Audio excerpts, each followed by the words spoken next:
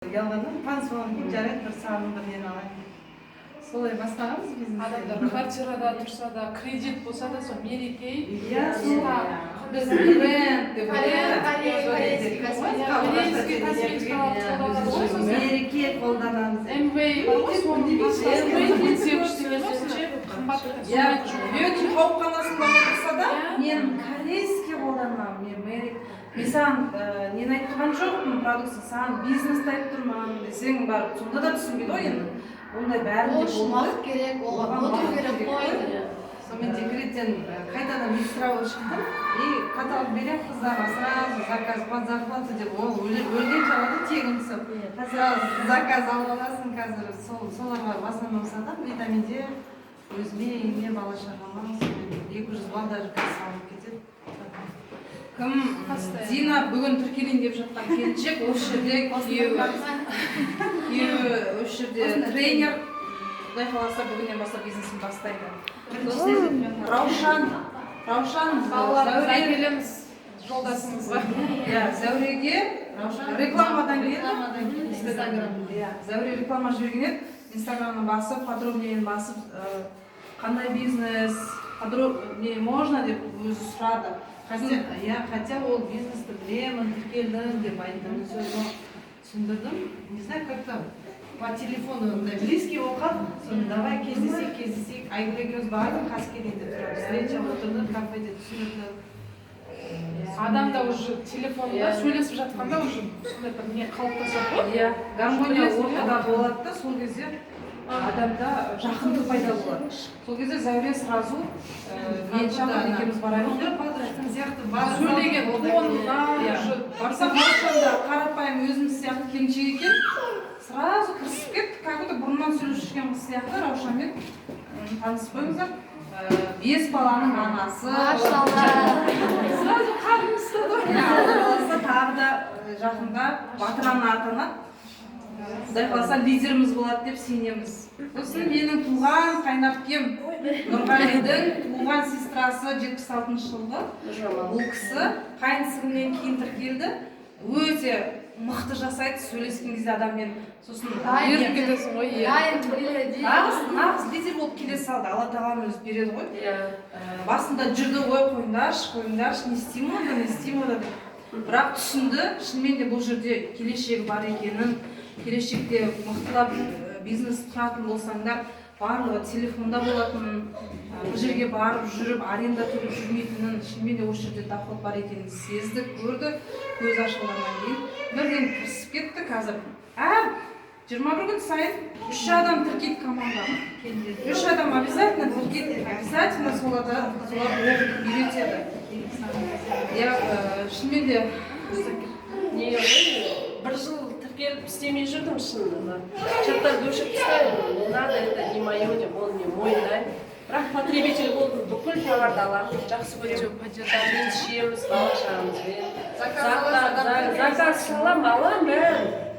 Соны бір күні жағына телефон дамыған соншалықты қарайсың, статус, сторис, уже кетіп жатыр, келін $1000 алып жатыр, қыздар көтеріп жатыр, соны өзіңе сұрақ қоясың ғой енді.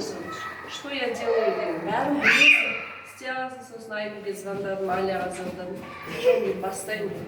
Уже мен как будто бір тұншығып бара жатырмын да, білмей жатып, білемін да, соны айтпай жата берсем, бізде не болады енді, әйел кісі болады, зависть болады, черный зависть, ой, анау менен алып қойды, почему мен отырмын, неге менде жетпейді, сосын әйел жақсы қасиет, ния деген нәрсе болады, ол жақсы ғой, не жер ғой ол, слабый жерлері, бірақ сол өзін лидер болып жүреді да, сол слабості әйел.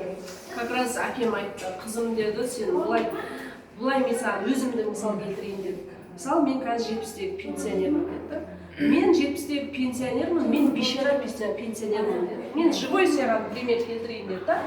Менің доходым жоқ, менің мысалы қазір миллион, мысалы, мен кезінде істеп жинаған болсам, мен қазір немерелерім қасында крутой пенсионер болатын едім. Крутой аташка болатын едім. Міне элементарный вещь. Қазір сен жассың, сен қазір алдағы уақытта, қанша уақытта жұмыста көтеріп сен доходқа жететін өз қолыңда дейді да. Қазір сен істеп алып жиналып, ертең сен крутая әже болуға өз шансыңдар деп та, міне живой пример мысалы. Қазір мен крутой ата болып, мысалы мен немерелерімнің қасында анда барамыз, мында барамыз деп жүрсем, мен керемет болады дейді. Біз білген жоқпыз дейді, иә. Совет өкіметінде барлық нәрсе дайын болды, біз сол өміріне шалқалап өмір сүрдік дейді да, сол постоянно болады деп. Оказывается, бұлай өмір өзгеріп, мынандай керемет бизнес болып. И маған айтады, сен қазір тұншығып жатсың дейді да, мына жақта толып тұр, сен соны шығармайсың дейді, ол минус дейді. Сен соның бәрін шығар дейді, сені дейді, бір адам ұнатпауы мүмкін, 2 адам ұнатуы мүмкін, 3 адам ұнатпай, 5 адам ұнатуы мүмкін дейді, сен сөзің. И сен ізден дейді, кітап оқы, сен қара, мысалы, Айгүл қалай жұмыс жасап жатыр, Алия қалай жұмыс жасап жатыр, өскен адамдарға қара дейді да, и тоқтама, өзіңе цель қой. Уже кәдімгідей ұйқыдан айырылады екенсің, уже нет, это мое уже стим. Сазбонға шығасың, звонок теплый болып, қармайтын адамдарға шығасың. Тіркелмесең, уже адам тіркелмесең, уже успокоиться тұрмайсың да, уже. Бір мүмкіншіліктің бәрін білгеннен кейін. Сонымен 5 каталогта зарплата ашып, айында 76 ақша шықты сізге деп. В шоке. Сонымен қазір үй алмайым, 150 баллды жасадым. Конечно, товарооборот болды бірінші. Көршілерге, подружкалерге сататын. Қазір мен мысалы жетпей жатса, любой подружкам айтамын. Давай поддерживайте, давай бірдеңе ал, балға қосып жібер, алсай заттар, шампунь. Сен мысалы базарға барасың, инвентармен алтынға, автоппеге барасың дейді. Сабын аласың, шампунь аласың. Күнде тұрған шығып жатқанын білмейсің. Мен мысалы осы арифлеймнің шампунь пайдаланғаннан кейін, ертең жақсы екенін көргеннен кейін мен үндемей отырамаймын да уже. Подружкама бір айтам, 2 айтам, кейбіреулер блокқа қойып нетпеймін мен оған, ренжімеймін. Басында бірақ шок болдым, мен Айгүлге звондадым. Айгүл, такие, не дедім жаңағы, отказы дедім, мен деген не істеймін? Айгүл айтты, ой, сіз бәріне дайын болдыңыз. Бүйтіп қарасам, ертесіне жекеме шығады, Нұржамал ана шампуньшы, Нұржамал ана витаминшы балама. Нет, кешегі мені жақтырмай отырған адамдар жекеме все равно шығады да, потому что мен статусты елмеймін. Сосын ол адамға мен ренжімеймін. бірақ статус бермейді. Кеше Күлшатқанның прям ойында мен күшті не алдым да, бұл действительно шындап қарасаң психологический зат та. И өзім, мысалы, жақсы қылам арифлеймді алып кетемін десем, өзімде байланысты. Мысалы, қош сөйлеспеймін, соған жалынбаймын дедің да, бітті, болды, соғын сенің ешқандай жұмысың да жүрмейді, адам да тіркемесің. Жоқ, мен осыны қалай да тіркеймін да 150 балға шығарамын дейсің да, соны сен шығарасың. Мен сөйтіп 3 адам тіркеп келе жатырмын ғой, бірақ мен енді түсінгенім, команданы жинаған екен, команданы ары қарай жұмыс істету жағын. Одноразовый адам керек емес, многоразовый. Мен уже лидер өсіру жағын уже мен Алиядан сұраймын, Айгүлден сұраймын, уже полностью бір жылдың ішінде ойлаймын мен өзім, уақыт керек деген. Бір жылдың ішінде соның бәрін білсең, сен любой ортада уже отырып сөйлей бересің да уже.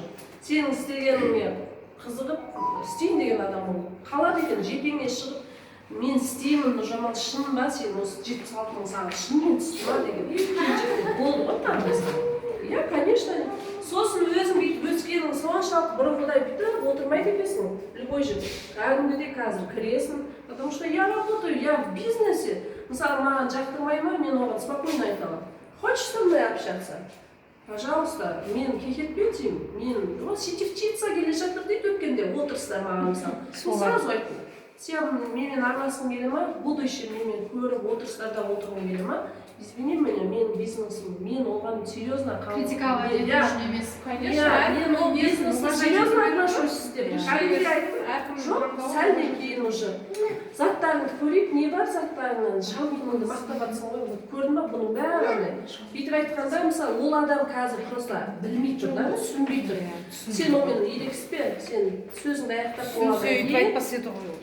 Ертесіне мен шығамын жеке, мысалы, например, пәленше, сен кеше заттар көрем деп едің ғой, давай екеуміз жеке сөйлесеміз дейсің. Кеше бейтіп отырған адам уже сен өнеңде бәрібір сөйлесің. Кіші бейілдік бәрін жеген ғой негізі. Сол үшін мен бір келінімді тіркедім, сол айтады, әпке, менің көкірегімде нан піскен келін едім дейді да. Сіз мен арифлеймға тіркеп, чумоқ қойды дейді да. Сосын мен айттым, сен қателесесің дедім. Сен қателесесің. Ана жалғаны, сен дедім сол, мысалы базарда отырсың дедім. Гордыня. Да, сен пайдаланып кеткен затыңды алып дедім да, ой кейін типа сен жақсысың деп. Бірақ сыртыңнан дедім базарная баба деп айтады дедім сені дедім. Сен қап-қара болып базарда отырсың дедім. Одан ешқандай сен плюс болатқан жоқсың. Мысалы кетті, жабылды, жоқ бизнес жоқ та мысалы. Ал бұл жерде заңды, мысалы сен ертең болашағың қызы, балаң мысалы заңды, мұрагерлік қалады. Соның бәрін біліп отырып, қалай сен миллион жерге барып бизнес ашасың. Сөйтіп түсіндіремін да қазір келіншектерге. Вот сондай бір сөйлесек тоқтамайды.